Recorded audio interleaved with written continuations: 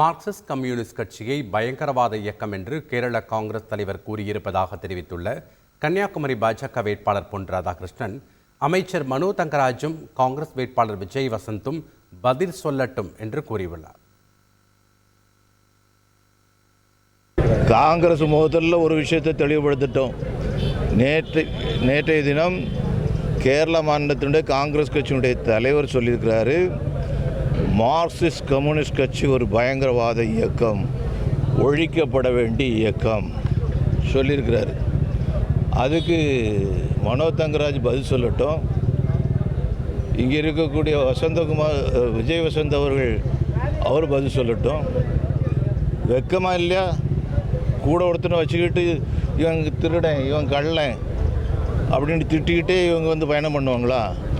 நீலகிரி அரசு தேயிலை தோட்டத்தை வனத்துறையிடம் ஒப்படைக்க திமுக அரசு முயற்சிப்பதாக பாஜக வேட்பாளர் எல் முருகன் குற்றம் சாட்டியுள்ளார். கூடலூரை அடுத்துள்ள ஓவேலி பகுதியில் எல் முருகன் தேர்தல் பிரச்சாரம் மேற்கொண்டார். அப்போது பேசிய அவர், நீலகிரி அரசு தேயிலை தோட்ட தொழிலாளர்களின் பிரச்சினைக்கு நிரந்தர தீர்வு காண நடவடிக்கை எடுப்பேன் என உறுதியளித்தார்.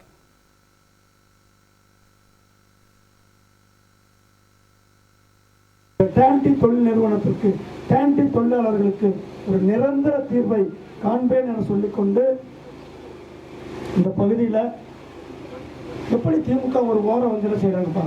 வாழ்வாதாரத்திற்காக ஆரம்பிக்கப்பட்ட டேண்டியை இன்றைக்கு இழுத்து மூட அவர்கள் தயாராக இருந்து கொண்டிருக்கிறார்கள். இந்த நிறுவனத்தை அவர்கள் நிர்வகிக்க தெரியவில்லை. அதனால நான் என்ன சொல்றேன், இந்த டேண்டி கீழே இருக்கிற அந்த நிலங்களை, அந்த எஸ்டேட்களை டேண்டி தொழிலாளர்களுக்கு 1 ஏக்கர் 2 ஏக்கர் பிரித்து கொடுத்து அவர்கள் விவசாயம் செய்து அந்த டீ தூளை அவர்கள் விருப்பப்பட்ட நிறுவனத்திற்கு கொடுக்க செய்ய வேண்டும். செய்திகளை உடனுக்குடன் தெரிந்து கொள்ள உடனே சப்ஸ்கிரைப் பண்ணுங்க.